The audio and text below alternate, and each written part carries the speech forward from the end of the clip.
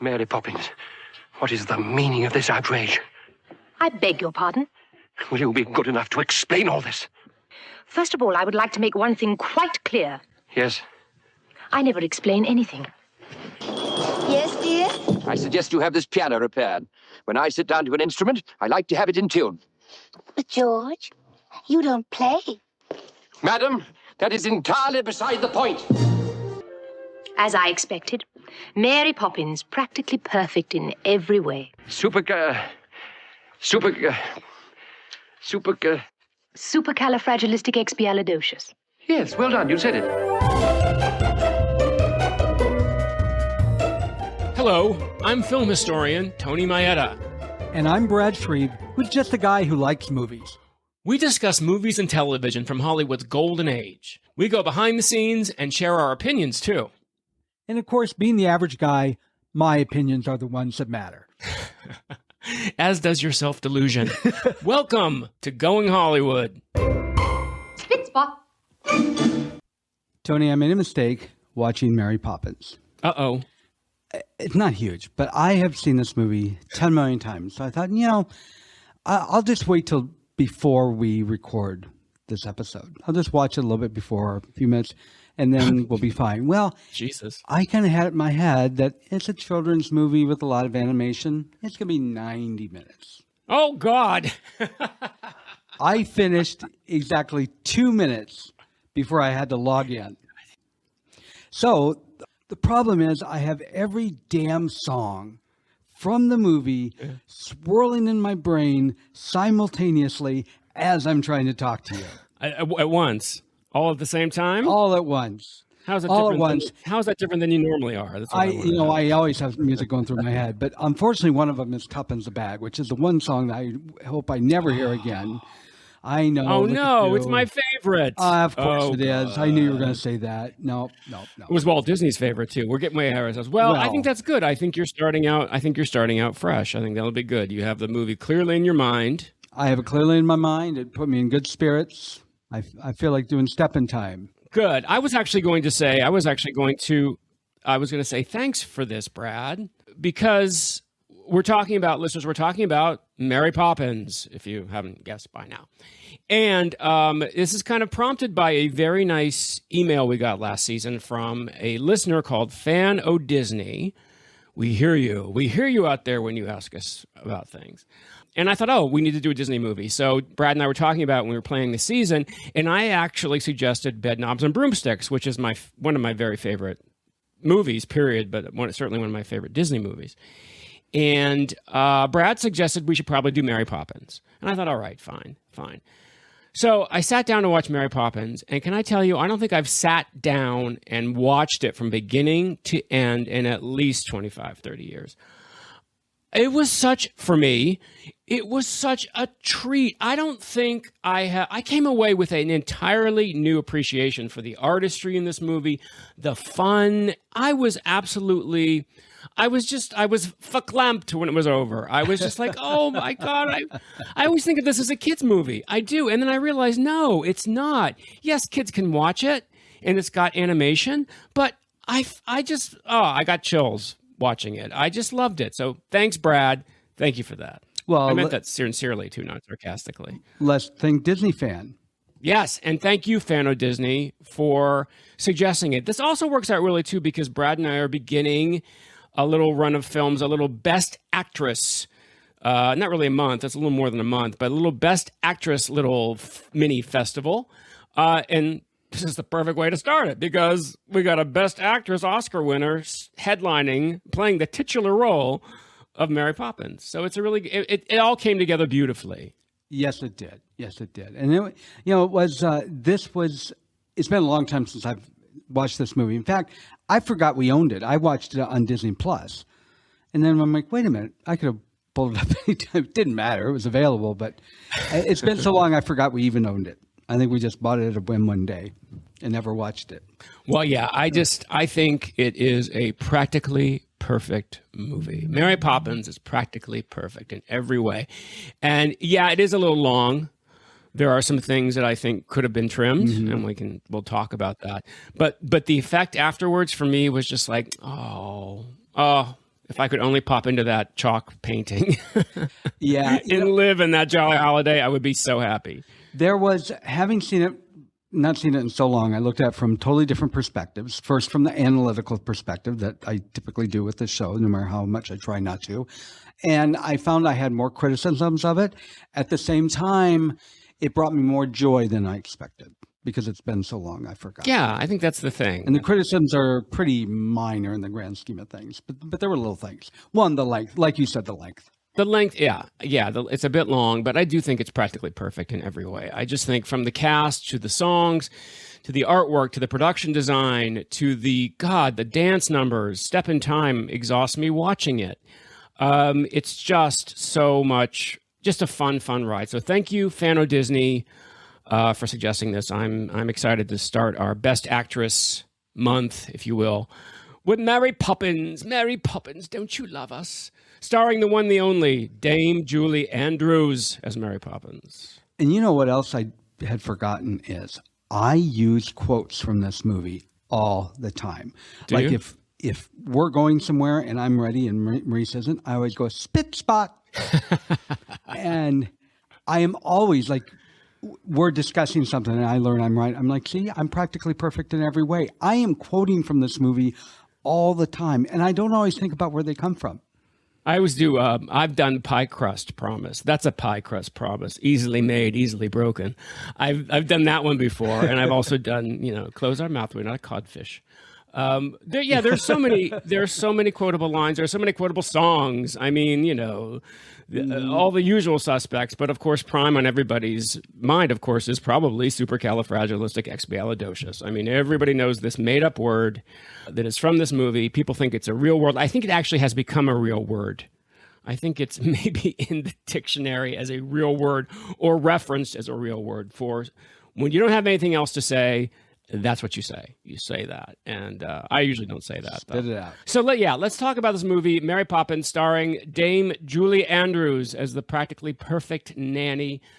Dick Van Dyke. We're back with Dick again. Our second Dick Van Dyke episode as Bert, the Cockney by way of Riverside, California. We have David Tomlinson. Another David Tomlinson and Glynnis Johns, Brad. This is the one. This is the one where they met in Miranda, and now they're reunited as George and Winifred Banks, it's so fun to see them. It's so fun to see them in this and think of them so much younger in Miranda. Yes. Karen Daughtris as Jane Banks. Matthew Garber as Michael Banks, and then we have an incredible supporting cast. People don't really talk about the supporting cast, but we have Hermione Baddeley, Elsa Lanchester, Arthur Treacher, Reginald Owen, Ed Wynn, Rita Shaw. I mean, this is a supporting, and finally, as the Bird Woman, Jane Darwell in her final film appearance. And we'll get to Feed the Birds. It makes me cry every time I hear Feed the Birds. Mostly the musical, mostly the beginning, because that's how the movie starts, with that beautiful da-da-da. And I just think it's such a moving thing. And yeah, it was Walt Disney's favorite song. In his mind, basically the theme of Mary Poppins was Feed the Birds. Mm-hmm. In other words, it's the small things. It's the showing kindness. It's taking care of each other that brings about the most joy. And I kind of see that. I see that theme when I see this film. I see a lot of themes, but that's to me, that's front and center. I agree. The point is critical. I would say the reason I dislike it so much, it's like many of the older films. Well, let's start with the first one, Snow White and the Seven Dwarfs, the first animated. Yeah. So many of those songs are so slow. As a kid, it's just like, God, get it over with. And what I'm remembering as a kid, listening to that song and hearing this fun movie, and you had this very slow, somber song. As a kid, it's like, get over it. And I will say that stuck with me. So I don't know if I'll ever give that song a fair chance because that memory stays there. Mm-hmm. Maybe one day I'll just try and just listen to it. I'll turn off the lights and I'll just lean back and I'll listen to it. Maybe someday I'll do that. Well, I think that's because, too, there are two lullabies. That's the second of two lullabies that she sings to the Banks children. Even Julie Andrews said, is this one lullaby too many? Because she sings the only sarcastic lullaby ever recorded, Stay Awake, which I love. I always think about it when I can't fall asleep. She sings Stay Awake earlier in the film, and then she sings this. And they're both lullabies. So you're kind of like, well, that is true. But I don't know which one you would cut. I certainly wouldn't cut Feed the Birds. It's the theme of the movie, and it's Walt Disney's favorite song. And I love Stay Awake. I love me a good sarcastic lullaby. Like, don't bother going to sleep. Stay awake. Keep your eyes open. So there's a lot to talk about with Mary Poppins.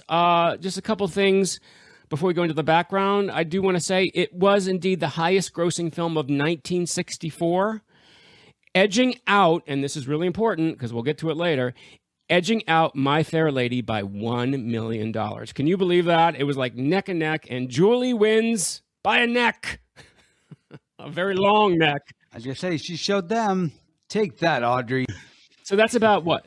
That's about $325 million today. So by any standard, a very big hit. 13 Oscar nominations. It won 5. And the Sherman Brothers, who wrote the score and wrote the songs, won 2 that night. 2 Oscars that night for score and song Chim Chim Cheree. So it was, and here's what really is fascinating to me. It was the only Disney film to be nominated for Best Picture in Walt Disney's lifetime. Did you know that? No, I had no clue. It's amazing, right? No clue at all. Snow White, not nominated. Well, it doesn't surprise me because most of the nominated animated movies weren't that fantastic that I can think of off the top of my head. I'm probably drawing blanks. And animated films at that time, I can't imagine them ever nominating for a Best Picture or winning a Best Picture. I remember when it was such a big deal when Beauty and the Beast was nominated for Best Picture. That was I think that was the first animated film to be nominated for Best Picture. Yeah. And it was the second Disney film to ever be nominated for Best Picture. So this was really important to Walt Disney. He wanted that Best Picture Oscar, and thank God he got it because he died in '66. So it was just a couple years later. He was gone. He was gone. So I know we've kind of talked about this before, and I can't remember. Are you or are you not a fan of Saving Mr. Banks? I actually really enjoyed it. I know that it wasn't accurate, but the tone was accurate. And so I accept that. I accept it as long as I know that. I'm never fond when they do, I know biopics are always going to be changed, or I don't even know, do you call it a biopic? But it was a lot of fun. It was fairly close. I mean, it wasn't Ryan Murphy. I mean, it wasn't. That's for sure. They weren't throwing facts out the window like Ryan Murphy does. There were some pretty accurate things. P.L. Travers. Okay, first of all, I love Emma Thompson. I mean, I could watch Emma Thompson is like Meryl Streep. I could watch Emma Thompson do anything. She's always brilliant. She is so wonderful in this film as P.L. Travers. And I don't even mind Tom Hanks. I got to tell you, he grows on me. I really love this movie, but it did get the essence of the story right in the fact that this woman was a curmudgeon of the nth degree, and Walt Disney literally was after her for over 20 years to give him the rights to this story, to the character of Mary Poppins. And she would not budge for over 20 years, and she finally gave in.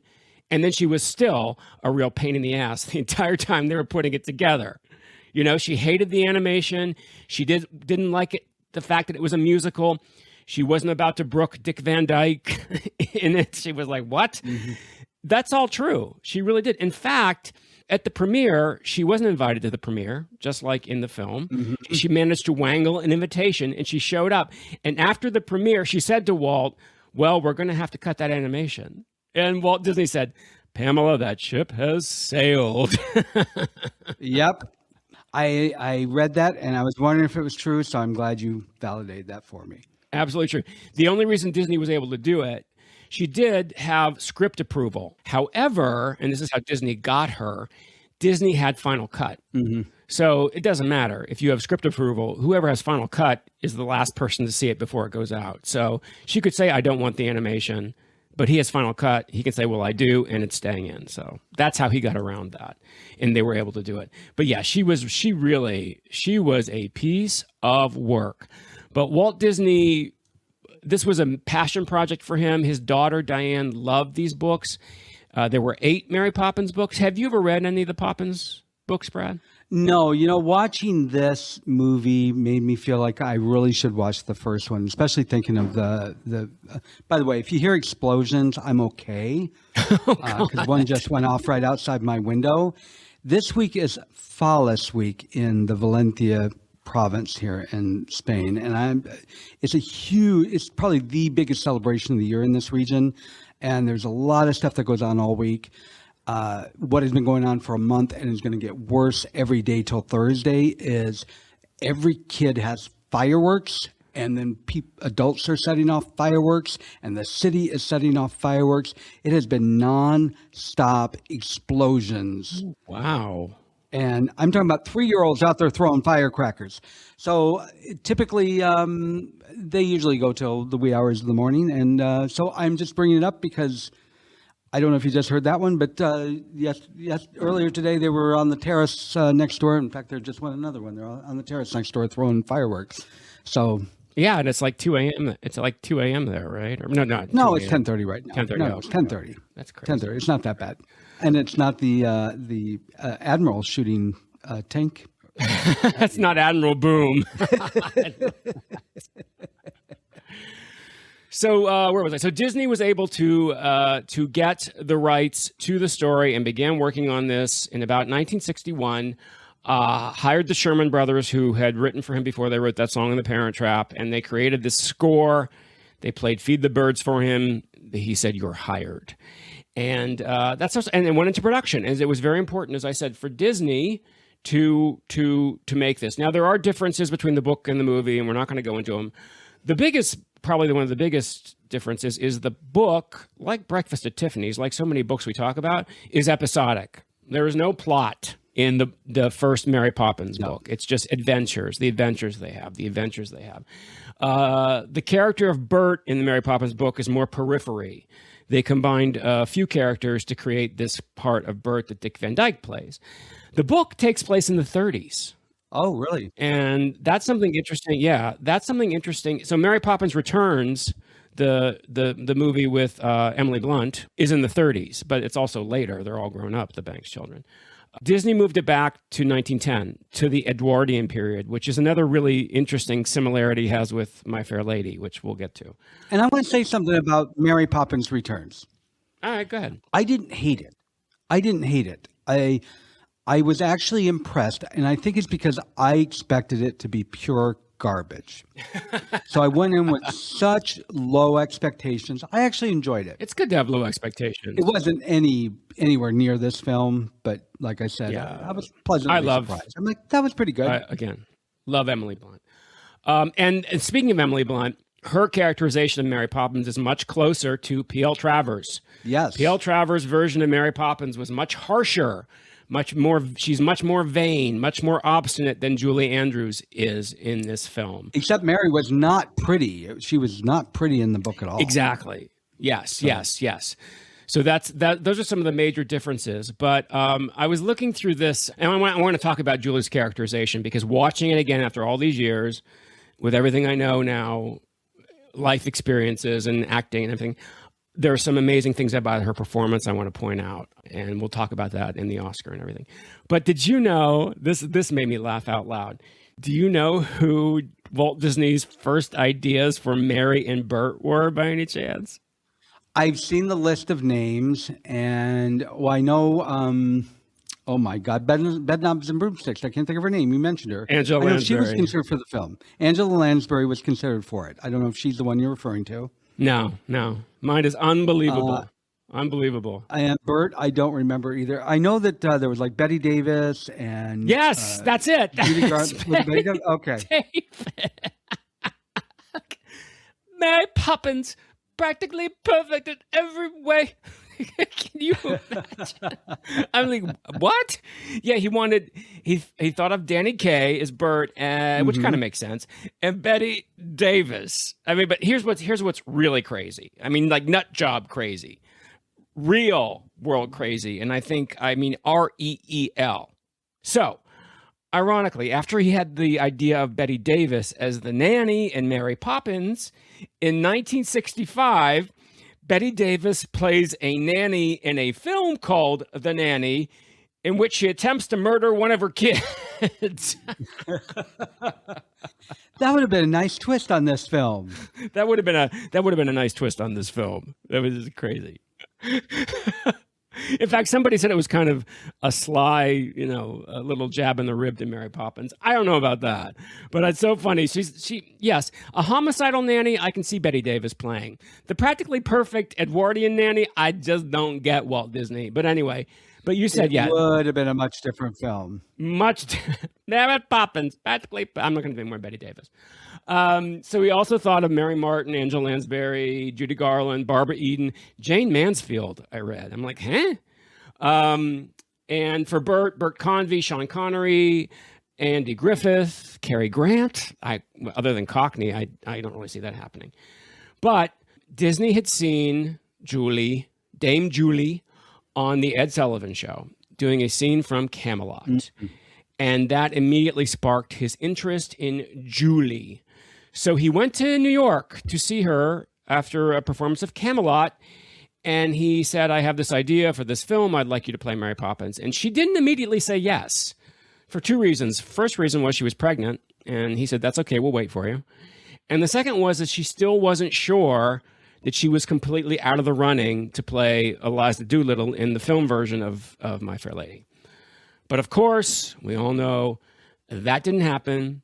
She was crestfallen, but she said, yes, now I can do Mary Poppins. And I think hindsight being 2020, and we can talk more about this later when we talk about the Oscars, I think it was the correct, not that she wouldn't have been a beautiful Eliza Doolittle, and it's tragic she didn't get to, but everybody still identifies her with that role. I mean, she's still so famous, as I think so, in My Fair Lady, that it's okay that she didn't do, it's not okay she didn't do it, but it's all right in a certain level. But this film, I mean, she wouldn't have had Mary Poppins. So I think that really set her on her way to Maria von Trapp and to an incredible film career, I think. I would agree. I want to go back to differences between the book and the movie, because there's one similarity, and it's something that, not in a bad, but it's always driven me crazy since I was a kid. Oh. What is Mary Poppins? So I did a deep dive, because I'm like, okay, the book probably says so. And no, the book is like the movie. Yeah. It's not likely that she's a witch. She's just a spiritual being that apparently in the book it's written like she's almost like just a part of the earth and the universe, and that's why animals speak with her, and she just kind of moves through this like almost dimensional, for that wouldn't be a term they would have used back then, but it always drove me crazy. Why are they so vague as to what she is? And the book is that way, and she did that on purpose. She wanted it that way, and I like that though. Exactly, I do too. Yeah, I like that. I kind of love that. It makes her even more mysterious. You know, the fact that she lives in the cloud. She's not really a witch. She's a magical creature. Does she have magical powers? Doesn't she? Well, obviously she does, but she's not a witch. I love that. I love the fact that she's very elusive. I think it fits that character so well. I love that. Then we have Mr. Dick Van Dyke, who we just talked about recently as Bert. This was Dick Van Dyke's time. I mean, he was heavy into the Dick Van Dyke Show, like the third season. He did this movie. And Walt had seen him, of course, on his show, was very, very, very impressed with Dick. Dick is wonderful, as we said, not trained as singer or a dancer or an actor. However, we need to talk about when everybody talks about... Oh, don't get in this accent. Oh. It is true. He has apologized, too. And yes, to Dick Van Dyke's credit, he has apologized for his Cockney accent time and time and time again. In fact, he got lack thereof. He got a special BAFTA award in 2017, and he apologized publicly to the British people for the Cockney. Dreadful. And I never noticed that. And you this didn't? Was probably the first time I just never thought about it. And this time I watched it, I'm like, oh my God, that is bad. That's bad. But in his defense, his coach, his dialect coach, was J. Pat O'Malley, who's Irish. Oh, yeah. And played his father in the episode of the Dick Van Dyke Show we talked about, the Rosebud episode. J. Pat O'Malley played Dick's father.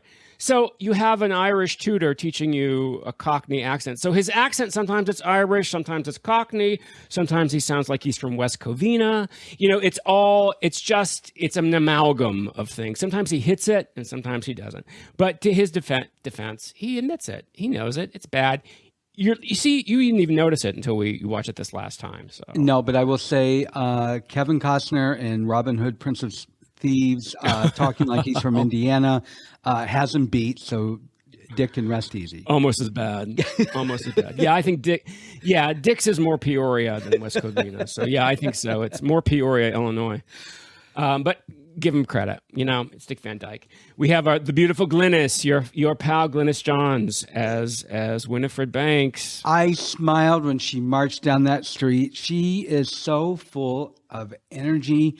Like I told you, she always spoke so highly of this film, and it really showed. I was so happy to see her. I wish I had watched it with her, but that's okay. She, like I told you before, she used to quote Mary Poppins to me all the time. It's amazing. Not Winifred lines. She would quote Mary Poppins, both from the movie and the book. So she always talked about Miranda as her favorite film, and that was her crowning glory. But I think if she really thought about it, it was probably Mary Poppins, because she beamed when she talked about this film. Well, certainly her most famous, yes. Everybody knows Mary Poppins. And it was just a fun-ass role. She probably quoted Mary Poppins because she thought she was going to play Mary Poppins when Walt Disney came to her and said he wanted you to do Mary Poppins. And she was like, "Oh, I'm not playing Mary. No, Julie Andrews is doing that." And she was hesitant. According to an interview I saw with her, she was hesitant, and she asked for her own number. She wanted her own song. And they played Sister Suffragette for her, and she loved it, and she agreed to do it. I'm so happy. That's wonderful. It's a wonderful song. I really am, because that role fit her, because it was so vivacious and fun and optimistic. And Mary kind of flowed in and out between kind of melancholy. Sometimes she was fun, but not in the same perky manner that Winifred was. I love about what Glynnis gives the character of Winifred such charm, of course, but also feeling. You know what I mean? She clearly loves her children. She's just distracted. This is the story about a dysfunctional family in which the parents are very distracted by other things and not paying attention to their children. They're not evil parents. They're not bad parents. They're distracted by life. She has things she wants to do. And one of them is, the suffragette movement. So good for her. But Glynnis Johns gives her so much empathy. You feel for this woman. She's not an evil woman. She's a very loving woman. She's just distracted. That's all. Same thing with David Tomlinson. You don't hate him. I don't hate Mr. Banks. No. He's just trying to provide for his family, and he is very caught up in being the breadwinner of the family. And that's why these children are being ignored, and that's why Mary Poppins needs to come in and basically save Mr. Banks. I mean, that's the whole conceit behind saving Mr. Banks, is Mary Poppins isn't there to save the children. She's there to save Mr. Banks. And it's really lovely when you think of it that way. But you know who else, this movie, Mary Poppins, also saved Mr. Disney, because Walt Disney had very, very conflicted feelings about his father. His father was apparently a very harsh, almost brutal man. As they kind of were back then. Yes. Very abusive. And Walt was always trying to build him up in his mind to being this great man. I think in Disneyland, there's his shop. He has a shop. Elias Disney has a shop. So he was always trying to rewrite his history, Walt Disney was. And this, in a way, was also saving Mr. Disney, because the father in this is saved by Mary Poppins, just as Walt saved his father in that way. So I think that's kind of beautiful. I think that's really beautiful. That really is. And then we have the two kids. We have Matthew Garber and Karen Daughtris. And I hope I'm saying Daughtris right. I've heard Daughtris. I've heard Dautrice. Daughtris. I'm going with Daughtris. And Matthew Garber very tragically died in 1977 from hepatitis. He was only 21 years old. Yeah. And, he only made 3 films, and every one of the 3 films he made were for Disney, with Karen Daughtris playing his sister. Isn't that funny? Yeah. They did one before this and one after this. Yeah, it's very cute. They're wonderful. That is They're really wonderful. funny. That's cute. Karen Daughter said that very frequently they didn't know. Nobody told them what was going to happen in the scene. So many of their reactions are genuine. Mm-hmm. Yeah, like the medicine scene. She had no idea. That was all practical. That was practical. And they didn't tell her that was happening. And she screamed. Exactly. She screams. And Matthew, I got to say, he didn't have nearly as many lines as Karen, but he spoke so much with his face. Oh, my God. And isn't he a mini David Tomlinson? I mean, can you see? Absolutely. He was a perfect choice. He was a perfect choice. He looks like a mini me, David Tomlinson. I love it. I love David Tomlinson. I love him in Bedknobs and Broomsticks too. He's a wonderful, wonderful character actor. He's fantastic. Yep. Do you want to? You mentioned a little bit about special effects. I mean, this film has a lot of special effects, obviously, and they are all practical effects, and they're quite amazing. Are there any that like stick out to you that you like, or since you just watched this? You know, I would say most of the animation scenes are pretty well done. There's a few times where they don't, it's like, oh, they're not even close to looking like they're there. But that's by today's standards. Yeah. A lot of times I was like really impressed. Like this is before computers, and they did a good job of making them look like they're interacting. There's a moment where Dick is on the horse, and the fox slides down the pole into Dick's lap, and it looks like he's right there. I was like, that is so impressive. So that really impressed me a lot. And the whole scene, the step in time. And first of all, as a kid, that probably was one of my favorite scenes. I will say I didn't appreciate the dancing at that time, but I appreciated the fact that it was all done on rooftops, and I wanted to go walk with them on those rooftops and dance on the rooftops and walk around on chimneys, and it looked great. I don't know if it would be like an outstanding special effect compared to so many of the other things they've done. Well, but it just really stands out to me how well it was done. The things that they do in that, though, that whole Chim Chim Cheree sequence when she blows the smokestack and it turns into steps. Very cool. And they climb up the steps. And it's so cool the way they did this stuff. The Jolly Holiday scene, first of all, that's not the first time, obviously, that animation and live action was. Walt Disney was doing that back in silent film. Yeah. Before Mickey Mouse, Walt Disney was doing that with a character named Alice in the Alice comedies. He was doing that kind of stuff. Song of the South. Nobody can see it now, but that's what they do that in Song of the South. MGM did it in Tom and Jerry and Anchors Away. So it wasn't unusual. But what's amazing to me is the way the actors react to the animated characters, because they ain't there. Yes. They are not there. They are reacting to nothing. And they are so good. And when Dick Van Dyke does that penguin dance and his foot goes over one penguin and over the other, it's astounding to me to think he's doing that to nothing. To air. It's incredible. Yeah. And, okay, I'm going to give a confession here, but it's actually a praise at the same time. I love Dick Van Dyke, but I also know he's a huge fan of Stan Laurel, and that's why he bases a lot of that on. He's also very clownish. And so when he does his clownish stuff, it gives me the willies, even though he doesn't have the makeup on, because I am so absolutely terrified of I'm just absolutely terrified of clowns. Hate those clowns. So even though he doesn't have the makeup on, when he acts clownish, it gives me the willies. But at the same time, I just watched him, and I'm like, because I don't know how old he was. He wasn't a young man, but he was. I'm like, he was 38, 39. Oh, he was 38.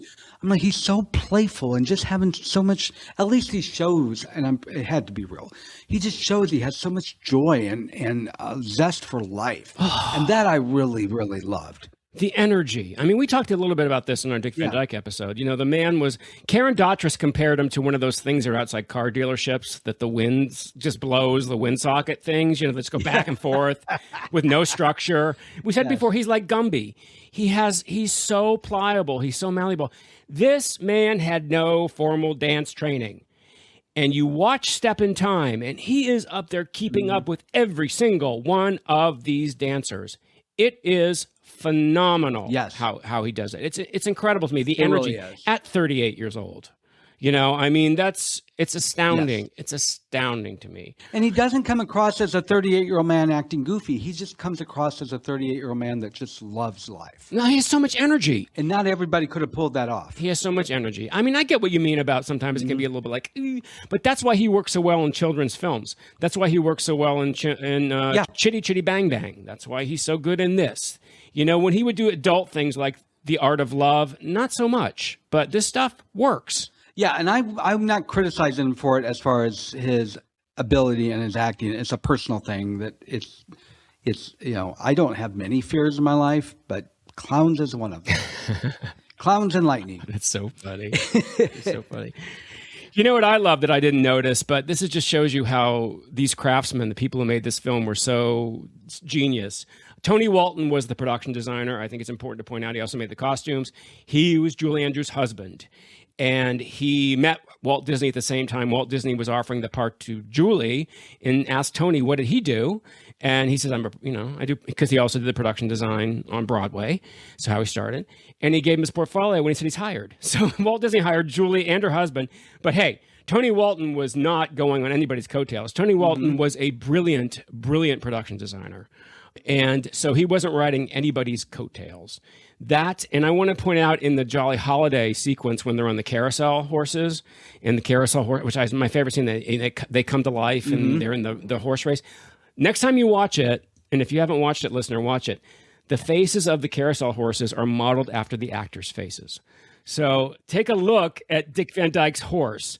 The chin on the horse is very, very long, like Dick Van Dyke's. It's these kind of little details, like actors reacting to cartoon characters, which are stunning to me about this movie. So we talked about the songs. The songs were by the Sherman Brothers, Robert and Richard Sherman. The music adaptation was by Irwin Costal, who, Brad, you weren't with us at this time, but Irwin Costal did music for Lucy in London, the TV special that I talked about with Tom last season. Irwin Costal is an astounding man. I mean, he also did Sound of Music. He was a giant in music adaptation at this time in Hollywood. And also the matte paintings of the beautiful matte paintings of London, the impressionistic paintings in this film by Peter Ellenshaw are gorgeous. They give this film its magic. This film gets its magic from the performances and from the incredible design that's in this movie, and also the songs, too. Everything about the stage production of this movie was magical. As you know, none of it was filmed in England at all. It was all filmed, I think, in California. All filmed in Burbank. All of it was interior, and sometimes you can criticize a movie, you're like, oh, that's a soundstage. But it worked in this movie because it's such a magical movie. Yes. And so it seemed like a magical place. I wanted to live on Cherry Tree Lane. It is a magical place. It's a magical place that existed in these artists' minds. This film was directed by Robert Stevenson. I wanted to say that too, who is pretty much a Disney stalwart. He did all the Herbie movies. And the choreography by D.D. Wood and Mark Bro. This was their first film choreographing. They knew Dick Van Dyke. He got them the job. All these people are at their utmost professionalism. For Walt Disney, I think. They were trying to make sure Uncle Walt was happy. And boy, they carried it off. Boy, they brought it through. It's astounding to me. So should we talk about some of these characters? Who are some of your favorite characters in this movie? I always have to go to, well, of course, Glynnis. But yes, not just because it's Glynnis, but I love her song. I love Suffering Suffragettes. I love that one. And Sister Suffragette. Sister Suffragette. And the one at the bank, I can't remember the one where they're singing about saving your tuppence.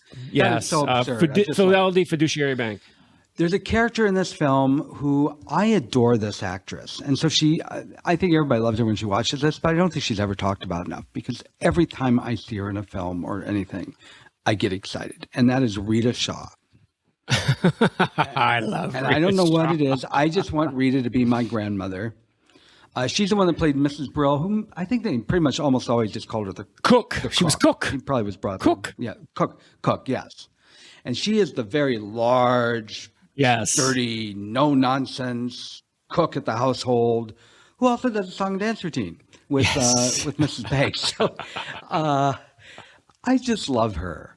And I know Hermione, I presume It sounds like she was more well known at the time, because I know she was a very popular actress. She was a popular British actress, but you know, Okay. she also played. I knew her from Maude. I knew her as Mrs. Naugatuck on Maude. She later was on Maude. Was she Mrs. Naugatuck? She was Mrs. Naugatuck on Maude. Yes, Hermione Baddeley. Oh my God, I had no idea. Yes, I love Mrs. yes. And also Naugatuck. you have Elsa Lanchester in here. The Bride of Frankenstein herself is Katie Nana. Yes. I love these ideas. I love these people. He cast these with the creme de la creme of character actors in England and the United States. Yes. They're all at the top of their forms. I love these songs though, you know, I love the spoonful of sugar sequence. I love the song, of course, but do you know the story behind that? How the spoonful of sugar, the genesis of that song? I know it had to do with somebody, they saw medicine being put with sugar cubes or something like that. I saw it, but I glanced over it. They couldn't think of a song because they had written this song called Through the Eyes of Love. And Julie Andrews, God bless her, loved everything except that song. She's like, I don't really like that song in her most Julie Andrews way. So they had to think of another song to replace it. And they're like, they had the concept of making something that is a chore into a joyful thing because they're cleaning up the nursery. And Robert Sherman's son came home from school one day and he said, how was school today? And he said, oh, we got our polio vaccine. And he said, oh, did it hurt? And he said, no, they put it on a sugar cube and we swallowed it. And spoonful of sugar was born. It's great. It's great. It's great. I do love Chim Chim Cheree. I love the music hall songs. You know, Jolly Holiday's pretty much a music hall songs. And that's what Julie loved about this film. And she could identify with it because it's set in 1910. And she, you know, grew up in the English music halls. This has a very English music hall flavor. And of course, probably the most famous song of all, if not Chim Chim Cheree, Supercalifragilisticexpialidocious, is very much in the style of an English music hall song. Even they do the um-diddle-diddle-um-diddle-lie, that's English music hall. And Julie loved that. She thought that was so great. I think my favorite song, though, is the last song, is Let's Go Fly a Kite. I get chills and choked up every time I see it. I'm glad to hear you say that. I just love, that is a song that sometimes, well, a lot of these songs, many times, but I think of any of them if I'm just walking down the street and an older song, an old musical song comes to mind. It's a lot of time, Let's Go Fly a Kite. Because it makes me just want to grab a kite. Yeah. First of all, I used to love have a kite. I used to just lay on the beach and fly a kite. And there's something magical about flying a kite. It is. It's what could they possibly do that would top anything Mary Poppins could do? How about flying a kite? Mm-hmm. You know what I mean? When you send it flying up there, all at once you're lighter than air. I mean, so that's the whole point of that. And what I love about that is if you notice, David Tomlinson sings all of his songs throughout this movie. Fidelity, Fiduciary Bank, The Life I Lead. But he sings, Let's Go Fly a Kite. And what is that telling you? That's the joy that he's found now. He's saved. He's singing. Music is love, song. Now he can sing because he's been saved by Mary Poppins, basically. I'm saying that really badly, but you get my idea. I do get your idea. It's not obvious, apparent, but when you realize it and you realize, oh, okay, he's now found the joy of life, so he's singing. And I think it's a beautiful, beautiful little subtext that you don't always get, but you realize it when you see it. You're like, that's genius. Yeah, and talking about what the premise of this film is, it really is Mr. Banks' story. You don't realize that until you really look at it. It's totally Mr. Banks' story. But what is interesting to me that I don't think I ever really noticed until tonight was the movie really goes nowhere in so much of it. And that's not a criticism of it. They go into the chalk painting, okay, which I think was too long, but it was fun. Mm-hmm. And other than having the kids learn an adventure and going back and telling their father about it, it doesn't really carry the story anywhere. This is almost like you said with the book, Mary Poppins. It's a series of little vignettes that don't tie together in a, you know, they go here, they go, and then they go there, and you know they're up on top of the chimney, and it's all about adventure. It's not like, let's learn something from this adventure. The kids don't learn anything per se. Well, I don't think. They're just having fun. I think the parents are the ones who need to learn something. I think that's the point. Yes, but the parents are not in any of these scenes. That's what I'm saying. Right. It's carried back to them. And that's where I'm saying there's so much that if you really analyze it scene by scene, it's almost like the movie's not going anywhere. And it's still enjoyable. But then at the end, it all ties it together. I think that's what I mean. The kids' lesson. It's not a criticism. I'm just saying it's an interesting premise the way they did it. No, I get it. The kids' lessons are more subtle than the parents' lessons. The kids are very unruly. You know, their song "Perfect Nanny," never give us castor oil or gruel. You know, they won't put pepper in her tea and all that because they've been driving these nannies crazy because they're being ignored by their parents. So you have this loving, stern, but charming, magical woman who comes and shows them the attention they've been craving. And they all come together. The children learn their lesson and the parents learn their lesson at the end, and they all go off and fly a kite, which I think is beautiful. Well, a lot of reasons that is, you know, Mr. Banks, we see him being stoic. We see him being no nonsense. We only hear that the children are bad. You never really see them being bad. Right, right. Even when they ran away from the bank, they were terrified. They were. So, we know they ran away with the kite, and there's none of these things that they list that they won't do to nannies. We never saw any of that. That's true. That's true. So we hear about it. We hear about it secondhand through their songs. Exactly. I think if there's one thing, and it breaks my heart to say this because I love him. I love Ed Wynn. I think he was a true gem, just delightful actor, comedian. But the I love to laugh scene is probably the one scene when I go, if you can lift anything out of this, it's probably this, because it goes on a bit too long. And it doesn't, as you just said, it really doesn't move the plot forward at all, except here's another crazy, eccentric character who knows Mary Poppins. I think that's what I think about that song. Still love it, but I loved it. I loved it when I was a kid because it was just so fun. I didn't know why when you laugh you float in the ceiling, but I liked the idea. I think of other things that I think could have not necessarily been cut, but cut back. I enjoyed it, but yeah, it didn't go. Again, it just was, other than to learn that the jokes that they told, which were significant later on, it didn't add a whole lot of punch to it. I was absolutely shocked because I love Ed Wynn as well. I was absolutely shocked he died so early. Not early. He was older, but because he was almost 80. Yeah. But I didn't realize he died in the mid-60s. I thought for sure he was around in the 70s. Yeah, soon after this. It was right after this film. Yeah. And he was a delight. He was a delight. It's a delightful scene. It is. I feel terrible saying that, but I'm always like, oh, it's this scene. And that's always when I get up to go get something to drink if I'm watching this, because I get it. He loves to laugh. I get it. You sure as hell can tell he was vaudeville. Oh, well, this whole thing is vaudeville. That's the thing. This whole thing is vaudeville. I think now we need to speak about Julie. I really want to talk about Julie because I think it's important. Oh, Julie Schmoolie.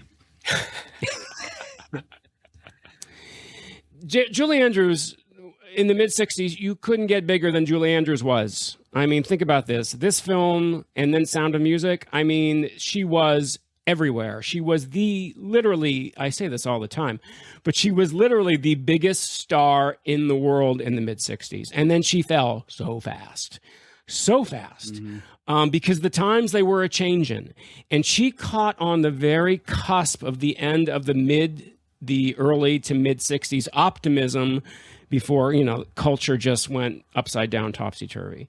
But I think Julie, still to this day, it's better now, but she still gets a bum rap, I think. I think people think of her as sugary sweet Julie Andrews, the nanny, because she played back-to-back. Well, she didn't play back-to-back nannies, but she played two very famous nannies close to each other. There was a wonderful movie in between Mary Poppins and Sound of Music called The Americanization of Emily, in which she ain't no nanny, but nobody thinks of that. But here's what I love about Julie is Julie gives Mary Poppins, and this is also credit to the producer and to Walt and to the director. She gives Mary Poppins so many layers that aren't obvious, but they're very, very subtle, but you get them if you look for them. She is crisp and starchy on the outside, but she's very cheeky, her words, underneath. You know, she's sweet and she's kind, but she's also a little vain.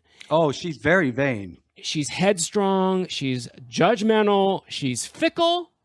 You know, she'll totally, if the children, remember when the children talk about all their adventures to their parents and she totally denies them. She says, I'll call a policeman.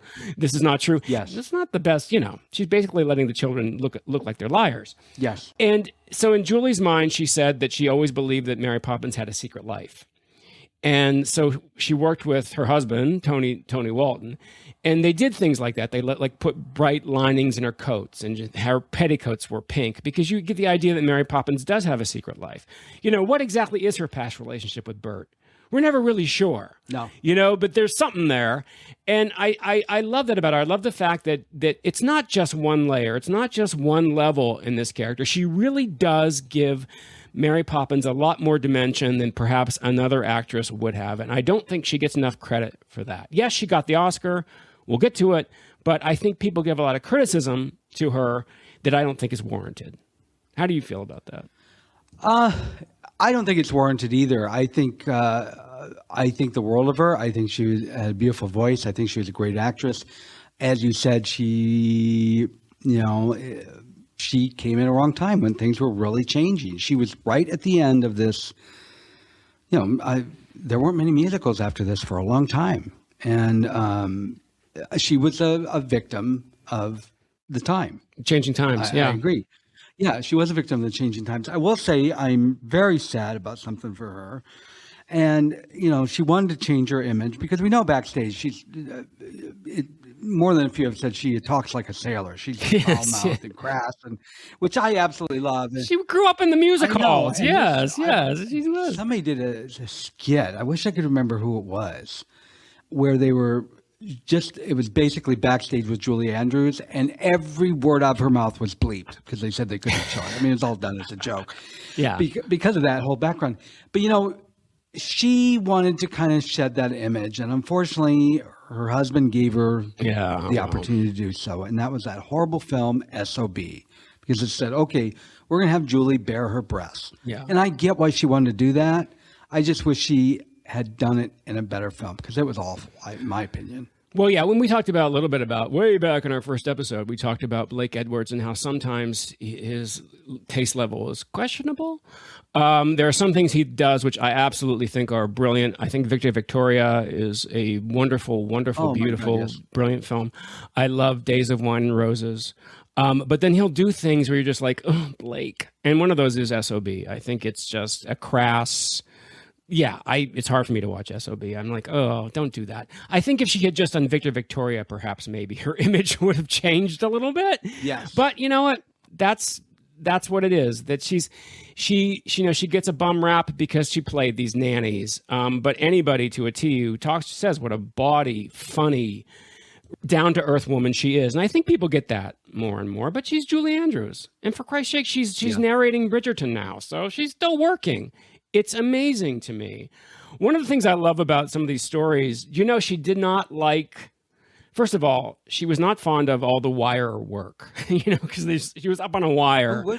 Who would be? And actually that famous entrance of her coming in from the sky and then going up and over the gate is not Julie Andrews. That's her double. That's her stand-in, because they thought that was too dangerous.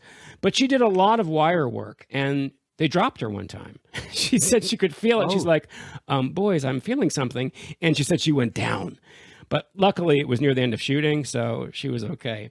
But, you know... And I would imagine back then, without CGI and everything else, they were probably a lot more complicated and uncomfortable harnesses they were having to wear.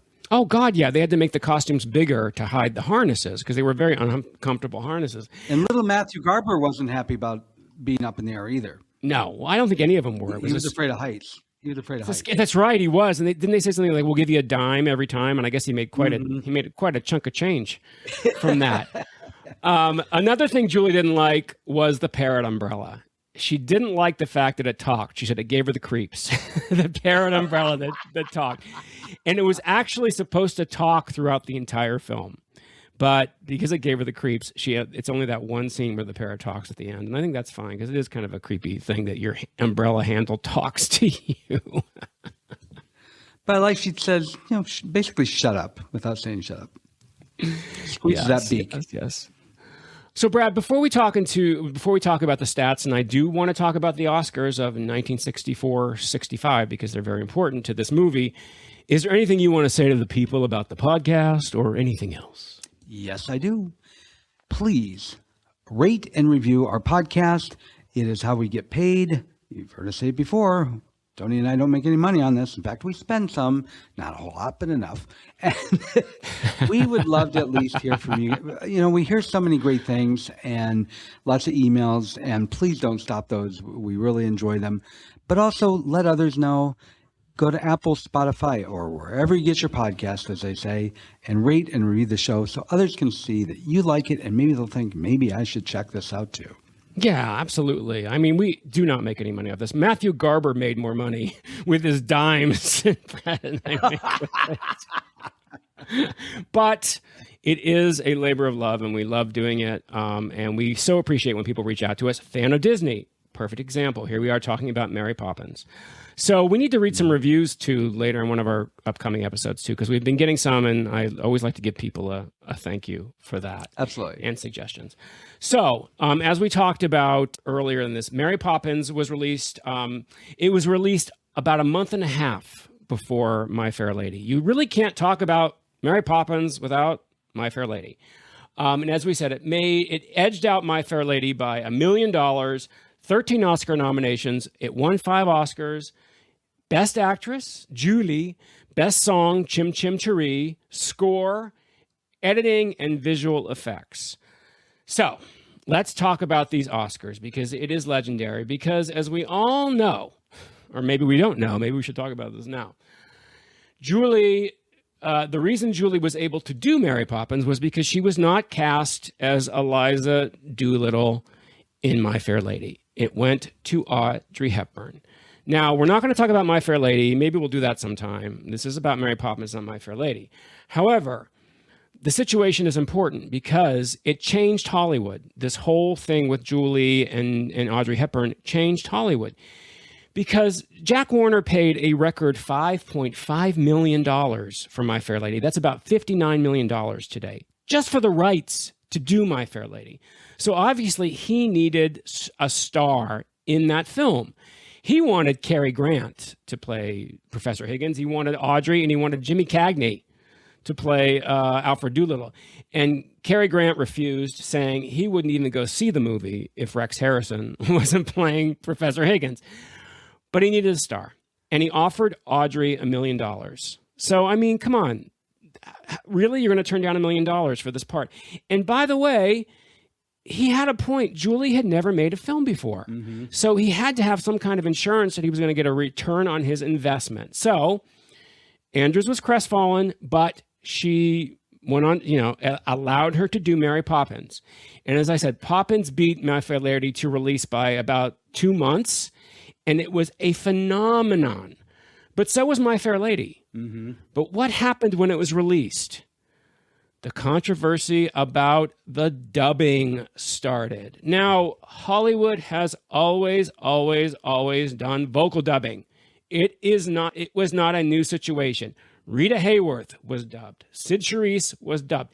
Angela Lansbury, with her glorious voice, was dubbed when she was doing Hollywood movies. It happened. But what really got people upset was the fact that it really began with Gypsy in 1962, when Rosalind Russell got the part over the Merm, when she got Rose over the Merm. And people were really pissed off about that. So it kind of primed the pump for this. Hepburn was told that she was going to be doing the singing in My Fair Lady. She trained for it. There are recordings of Audrey Hepburn singing the score of My Fair Lady, but it just wasn't good enough. So she was just as surprised as everybody else when she found out that wasn't her voice coming out of her. It was Marni Nixon's. Okay? So that got a lot of people upset. All this happened after the movies were released and were in the theaters. So there was a huge swell of sentiment on Julie Andrews' side by the time the Oscar nominations came out. And Hepburn was unfairly criticized by the press for taking this role because they said she was only giving half a performance. Now, as I said, this is a new development, because just a few years before, in 1957, Deborah Kerr was dubbed, also by Marnie Nixon, in The King and I, and she got an Oscar nomination for Best Actress. So this is a fairly new development in Hollywood. People were becoming more sophisticated and more aware of the tricks that Hollywood did in these films. Mm-hmm. So both Julie and Audrey were nominated for Golden Globes for Best Outstanding Actress in a Musical or Comedy. And Julie won. And here's where I love Julie Andrews. And this is Julie Andrews. This isn't this stereotypical Julie Andrews. Julie Andrews got up to thank the Hollywood Foreign Press, everybody, for the Golden Globe she won for Mary Poppins. And at the very end of her speech, she said, "Finally, my thanks to a man who made a wonderful movie that made this all possible in the first place, Mr. Jack Warner." And then she walked off the stage, and everybody was like gasping, like, she just threw this incredible shade to Jack Warner. But Julie said she was a little taken aback. She did it too, but she saw he was laughing and everything was fine. So anyway, I'm getting somewhere. I really am. So anyway, the time came for the Oscar nominations, and it is true. Audrey was not nominated for Best Actress. Julie was. The other nominees that year were Debbie Reynolds in The Unsinkable Molly Brown, Kim Stanley in Seance on a Wet Afternoon, Anne Bancroft in The Pumpkin Eater, and Sophia Loren in Marriage Italian Style. Now, Anne Bancroft and Sophia Loren had both just won Oscars. So you kind of think, you can kind of take them out of the running. I love Debbie Reynolds. This was Debbie Reynolds' first Oscar nomination, and only Oscar nomination, by the way. But I don't really think her performance in Molly Brown warrants it. So the only person really that would give Julie any competition was Kim Stanley. And she's wonderful in Seance on a Wet Afternoon, but she is a theater person. She rarely did films, and they weren't going to give it to her. So Julie pretty much had this in the bag, okay? Not just for sentiment, but because she actually arguably gave the best performance that year out of these nominated actresses. So here's where real life is even stranger than fiction. And by real life, as I said before, REEL life. Mm-hmm. So Rex Harrison is nominated for Best Actor for My Fair Lady. He wins. He's presented with the Oscar by Audrey Hepburn, his co-star in the film My Fair Lady.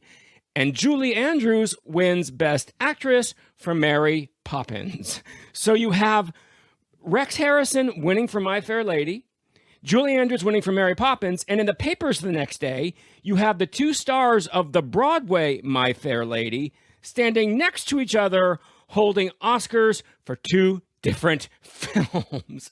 And some of the pictures had Audrey Hepburn in between them. It's crazy. Crazy to me. It's the way things work like that. Isn't that an astounding story? Or did I just bore you to tears? That really is. Excuse me, I need to wait. I need some coffee. Did you say something?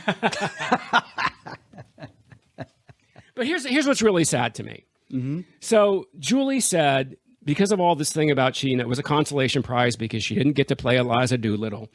This really affected Julie for a long time, for many years. She said she felt very conflicted about this Oscar. Did I really deserve it? Did I not really deserve it? Until about, she said, 10 or 15 years ago, and these are my words, not hers. She said, you know what? Fuck it. I'm an Oscar winner. She used to keep it in the attic. She was so conflicted about it. She brought that Oscar down and put it on her mantle, she said, and that's where it stays today. Because she won an Oscar, for God's sake. So I think she deserved it. Yep. I don't think it was a consolation prize. And I'm glad she did it. But here's what's really, really interesting of all this.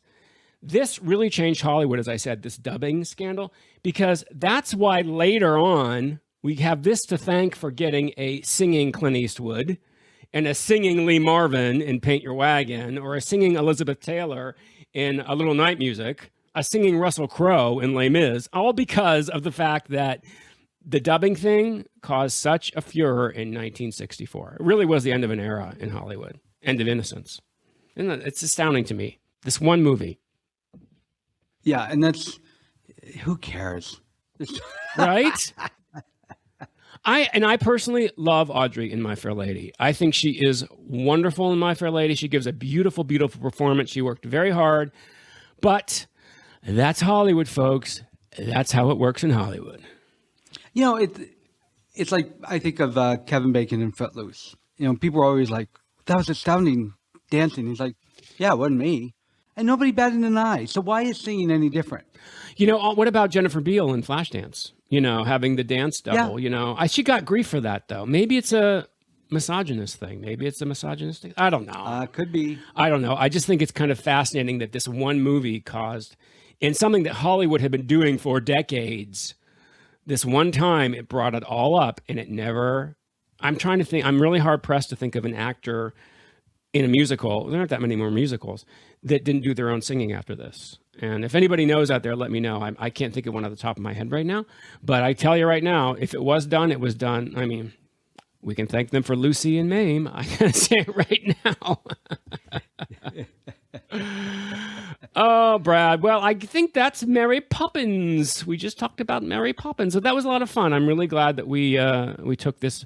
This is our first film for our Best Actress little festival, and I'm excited about starting it with Mary Poppins. It was a lot of fun, and I'm glad to have watched it again. It really, it was just so fun, and like I said, I forgot how fun it was. Yeah, I really did. I sat down. I'm like, am I going to enjoy this as much as I used to? And I did. So I'm glad we did it. It is. I urge people, if you haven't seen Mary Poppins in a while, do yourself a favor, especially now with all the craziness that's going on in the world. Just put it on and sit down and watch the whole thing. You will be transported into a wonderful, lovely world that you just will carry with you after you watch the movie. You really do. Well, Brad, I guess that leaves us with only one thing left to say. But as usual, I don't want to say it. So let's not say goodbye. Let's say, Going Hollywood podcast, practically perfect in every way. No, let's say supercalifragilisticexpialidocious. I knew you were going to do that. That or a bad Cockney. Goodbye, everybody. That was bad on purpose. Goodbye, everybody.